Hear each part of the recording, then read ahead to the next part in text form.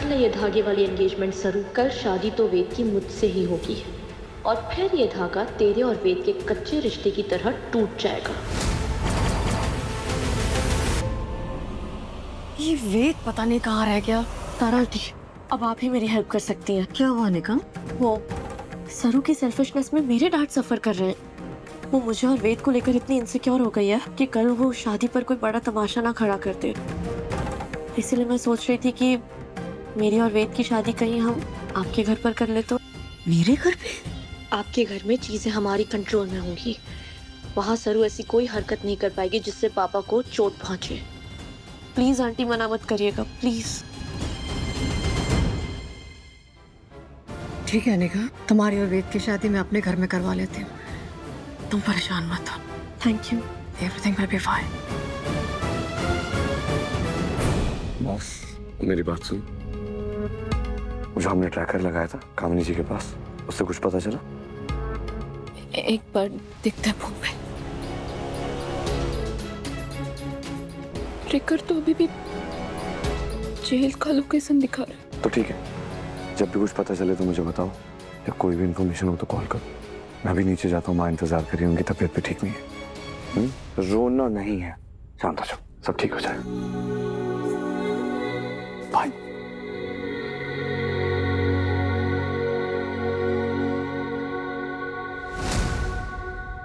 जी अन्नपूर्णा जी, ये सही रहेगा। क्या सही रहेगा माँ?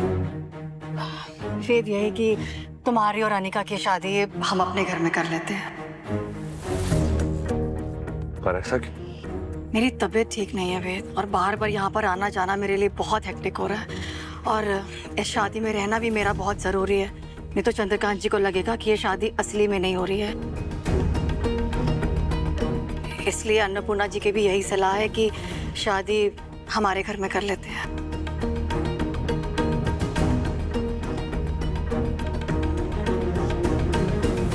ठीक है माँ, वैसे भी आई डोंट केयर ये शादी, नकली शादी का ढोंग जितनी जल्दी खत्म हो जाए, it's better. I just want to get done with this. Fine. ठीक है।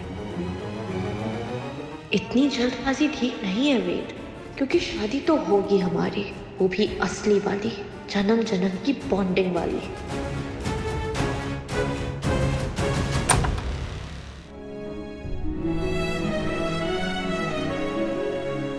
अरे तुम आओ आओ, तुम तो अच्छी हो, तुम्हें मुझसे डरने की जरूरत नहीं है। तुम तो मेरे लिए दुर्गा माँ के लड्डू लेके आती हो, खाना लेके आती हो। वो तो नीचे मैंने ऐसे ही भूल से चिल्ला दिया था। आओ आओ।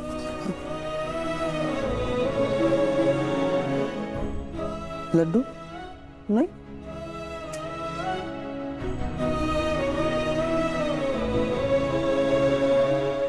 नीचे आपने जिस लड़की पे हाथ उठाया वो भी बहुत अच्छी लड़की है। नहीं अच्छी है वो। आप देखिए, ये देखिए।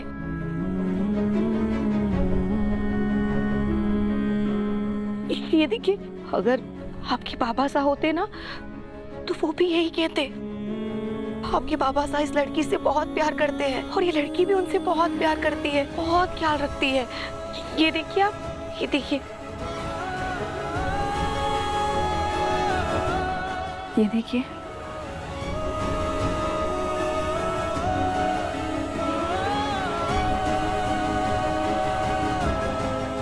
लड़की सचमुच मेरे पापा का ध्यान रखती थी। हाँ। अरे लेकिन अनिका ने तो बताया था कि ये तो बैड लड़की है, मेरे पापा के दुश्मन है ये तो। ना ना, ऐसा कुछ ना है, ये गंदी लड़की ना है, बहुत अच्छी लड़की है, सबसे बहुत प्यार करती है और पूरा परिवार उससे बहुत प्यार करता है। वो भी यही चाहती है कि आपके बाबा साथ जल्द से जल्द घर लौट आए। हाँ। वो ढूंढ रही है उन्हें, लेकिन आपने तो उसे थप्पड़ मार दिया, रुला दिया बेचारी को। अगर आपके बाबा साहब को भी ये बात पता चलेगी ना तो वो बहुत दुखी हो जाएंगे, उनको अच्छा नहीं लगेगा। नहीं, मैं मेरे पापा को नहीं दुखी होने दूंगा। मैं नहीं।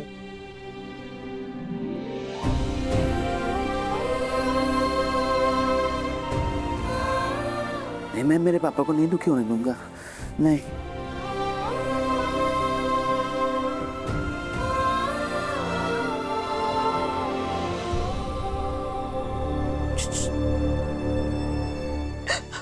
साहब, मैं कुछ ना कर रही हूँ आपको, माफ कर दीजिए। मैं सॉरी हाँ सॉरी, अरे सॉरी, मैंने तुम्हें मारा इसलिए सॉरी। अरे वो मुझे गुस्सा आ गया था, मुझे लगा पापा कभी आएंगे ही नहीं। फिर वो लड्डू वाली जो लेडी है ना, उसने बताया कि तुम तो पापा का बहुत ध्यान रखती हो, उनकी बेस्ट फ्रेंड हो, तो तुम लाओगी ना पापा को मेरे पास, आओगी ना?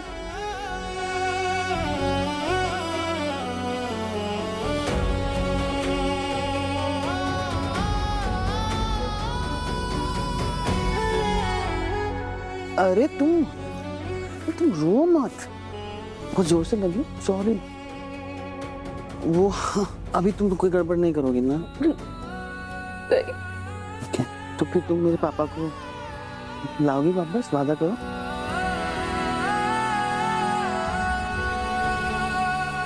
वादा,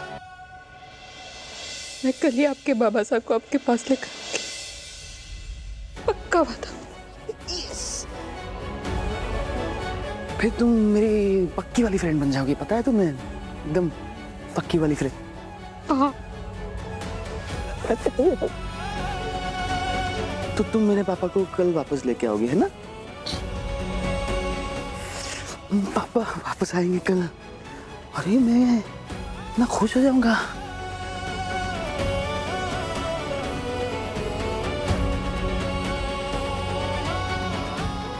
चाहे कुछ भी हो जाए बाबा साहब, आकाश पाताल एक करना पड़े हमारे को, लेकिन मैं कल शादी होने से पहले दादू साहब को आपके पास लेकर जरूर आऊंगी।